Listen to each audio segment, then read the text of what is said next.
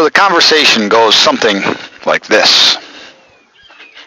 From a Christian, you need salvation. Salvation from what? Salvation from eternal damnation in hell. What is hell? Hell is fire and brimstone for those who reject the salvation of Jesus. Where do you find this description of hell? It's in the Bible, they say. Show me. So they point to English words that say hell. But that doesn't mean fire and brimstone hell. That means the underworld, you tell them. No, that means hell, fire and brimstone hell. So you show them. So there is no hell. So then what do I need salvation from, you ask? From eternal damnation. From what? There is no hell. From original sin, they say. Well, what is original sin? Good question. Well, some have heard it's sexual. Some have heard it's the Garden of Eden disobedience to Yaldabaoth, Yahweh, Jehovah, whatever you want to call him. So this original sin that they say is original, you need salvation from, or you go to the hell that's non-existent in their plagiaristic mythology. So you say, but there was people with older belief systems before that original sin. Well, those are satanic, they say. Those were put there to distract you from the truth. But then you say, but that truth came afterwards. So how can original sin be original if it came after all these more ancient belief systems? I'm waiting. If it's original, then, and it happened in a garden with a snake, a talking snake, then it has to be in the first religion, the first belief system. So the original sin that's not so original that you need salvation from, or you go to the fictitious hell that's not exactly justifiably biblical. It's not biblical at all. So what you get is you must abandon your ancestral ways, your ancient belief systems, abandon your people, abandon your folk, to be saved by a fictitious deception from an original sin that they can't even put their finger on exactly what it is. That's not even original. Otherwise, you go to a hell that's non-existent. And they say, that is your salvation. Now I'll pay the man at the altar and have a nice day. So then you follow up your questioning with, well, once original sin was created or invented, what happened to all those people who were not under the oppression of that original sin?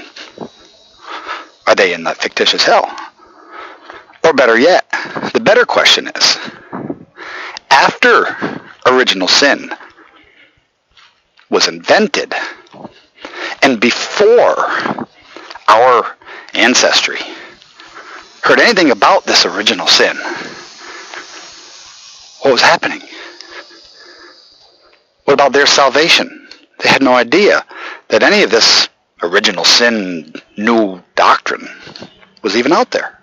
They had no idea about a Yaldabaoth, about a Satan, about a salvation. They didn't need one. There was no original sin. So where were all those people going? Were they going to the fictitious hell for something that they had no idea anything about?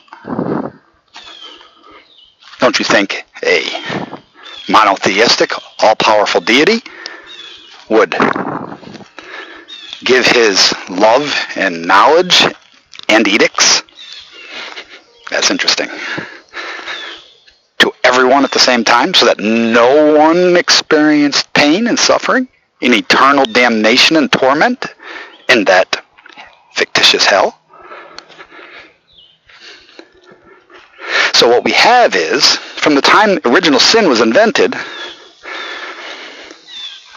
for millenniums, people did not know anything about it. People did not care. People did not need it.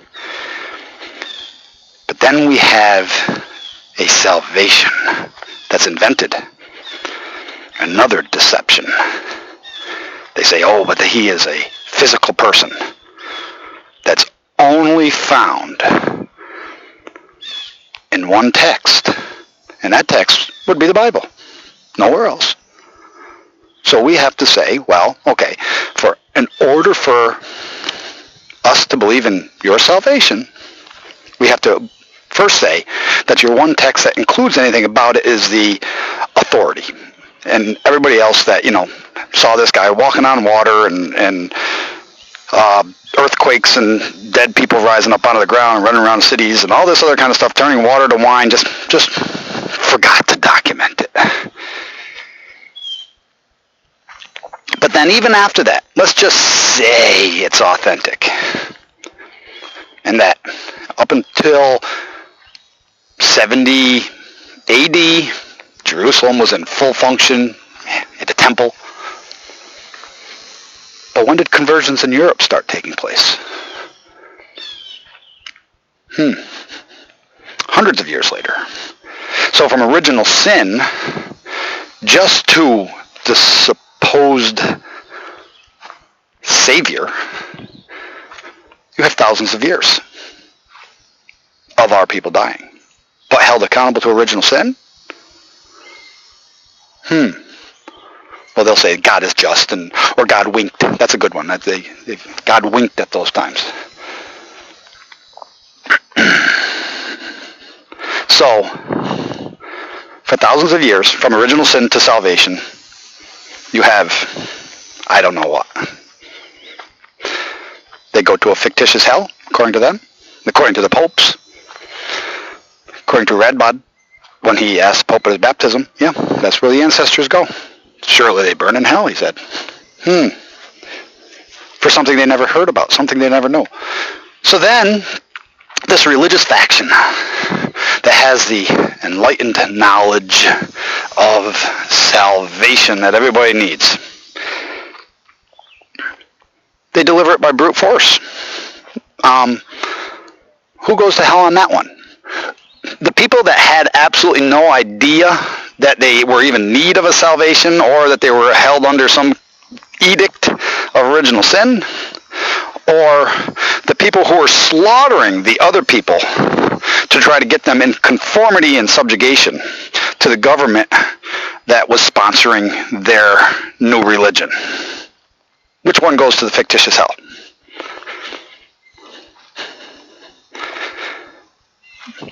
So, when you're done paying the man at the altar, make sure in your unworthiness, Christian, that you completely enslave yourself to that religion, that you subjugate yourself to that religion. Otherwise, so says your invented doctrine, you are unworthy. Now let's look at the one true God and his Savior, and the angels and demons.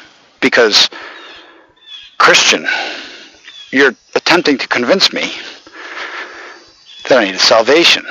Otherwise, I go to your fictitious fire and brimstone hell for eternal damnation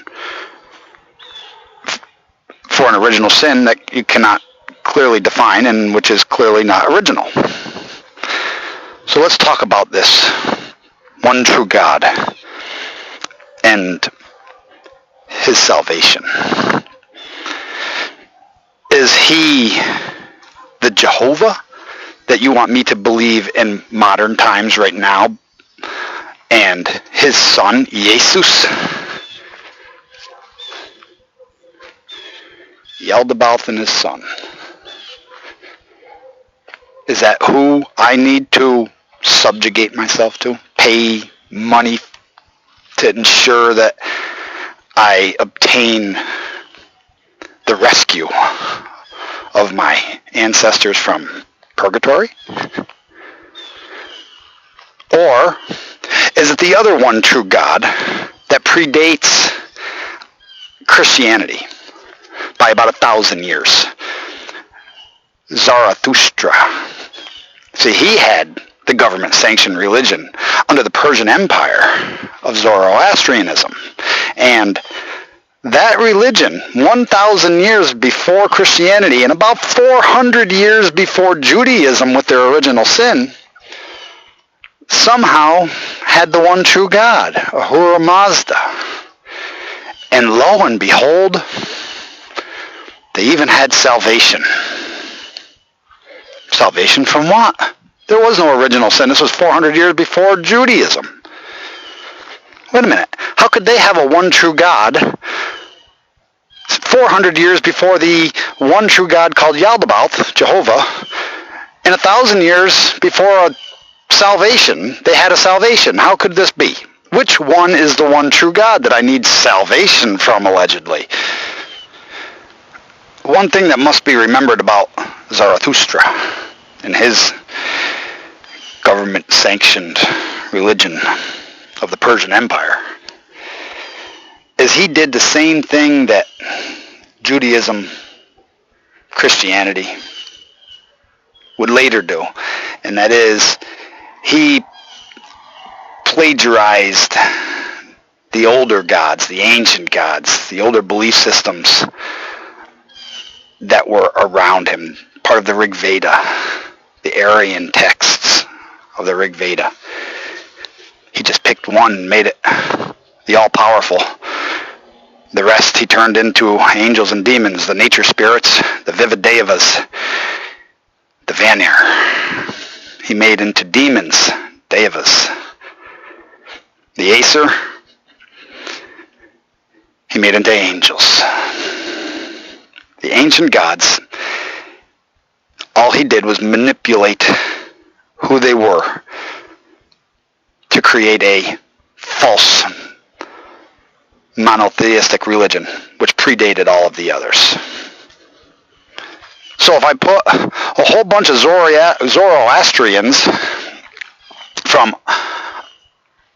1,000 years BCE in a field with Christians of today, and I say, convince me, what happens? They're going to both argue. One is going to say, well, you're New Age. That would be the Christians.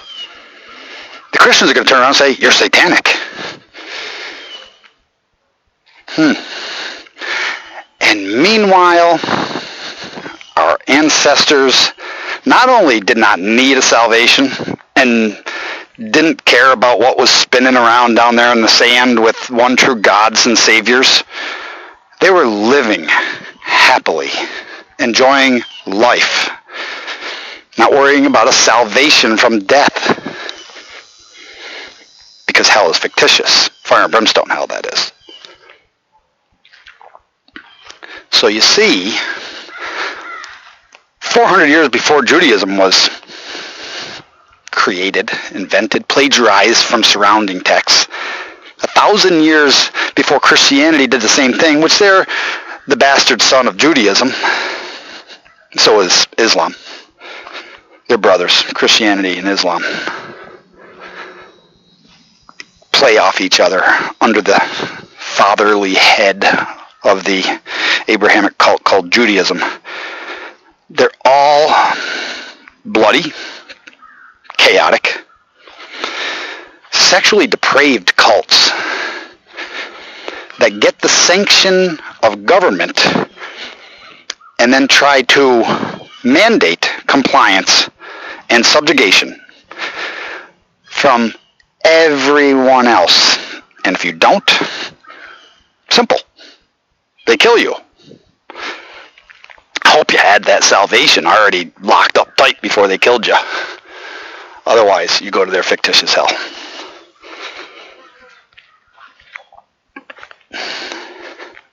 Like I said,